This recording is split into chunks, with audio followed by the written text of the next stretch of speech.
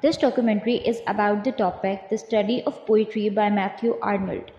In this documentary, we will cover four topics: the summary, its three estimates of poetry, the touchstone method, and the course. Let's begin with the documentary. So, the first topic is the study of poetry. According to the Arnold, he believes that mankind will discover that we have to turn to poetry to interrupt life for us, to console us, and to sustain us as the science and philosophy. Arnold's classic poet includes Milton, Shakespeare, Homer, and the Passage. He presents from each intended to show how their poetry is timeless and moving. The superior character of truth and seriousness in the matter and the substance of the best poetry is inseparable from the superiority of diction and movement. Arnold's argument in his desire to illuminate and preserve the poet he believes to be the touchstone of literature and to ask questions about it. Then we have the three estimates of the poetry. Three are historic, personal, and the real estimate. The three estimates of poetry by Arnold. Arnold says that when one reads a poetry, he tends to estimate whether it is of the best form or not. It happens in three ways: the historic, the personal, the real. In reading poetry, a sense of best, the real excellence, strength, and to be drawn from it. It should present in our minds and governs our estimates of what we read. This is real estimate of poetry. The other both are fallacious. A poet or a story may content to us historically. They may count to us ground personal to ourselves, and they may count to us really. The first estimate of the poetry is the historic estimate. It is a fallacious estimate that deals with the past of the poet.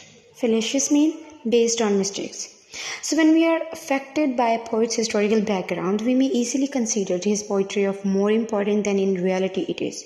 We must overrate it. So this kind of fallacy is cast in judgment by historical estimate. In historic, when we use the historic estimate, the second estimates of the poetry is personal estimates. The personal estimates is also a fallacious estimate that deals with contemporary modern poets. Personal estimate analyze a poem based on personal taste, likes and dislikes of the reader. Our personal affections, liking and circumstances have of power to sway our estimates. Due to that, our personal liking we give more importance to the third estimates of the poetry is the real estimate. The real estimates is unbiased, unlike the earlier two. These kinds of analysis, like real estimates, will help us to read the work with an open eye.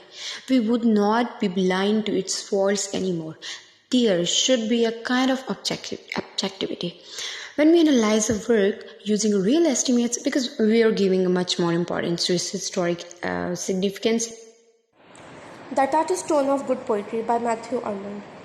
A touchstone can be a short passage from recognized masterwork used in assessing the relative merit of poetry and literature. Poetry is something which sustains, console, and interpret life for us. Arnold had given a very high position to poetry, that it is a substitute for religion. Arnold said that the strongest part of our religion today is its unconscious poetry. At this point, Arnold offered his theory of touchstone method. Arnold's touchstone method is a comparative method of criticism.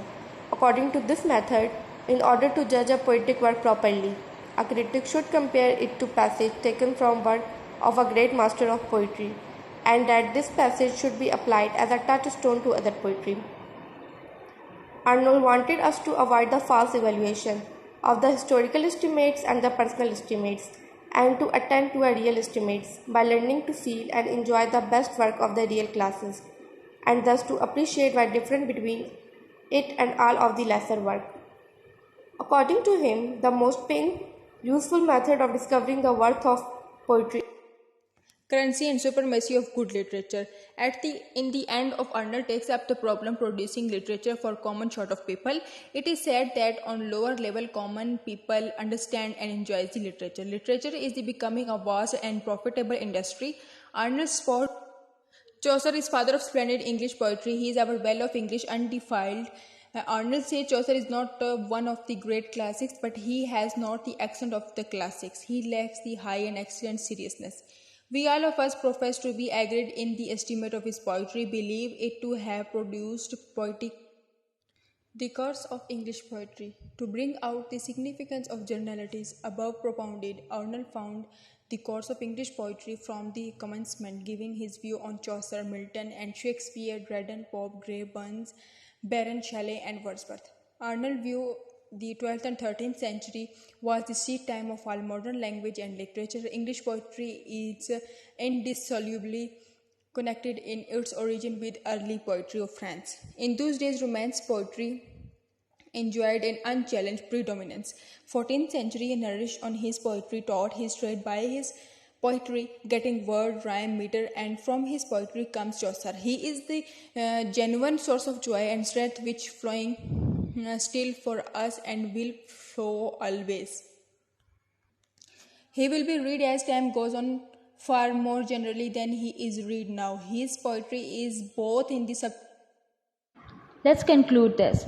Arnold criticizes the art of poetry as well as the art of criticism.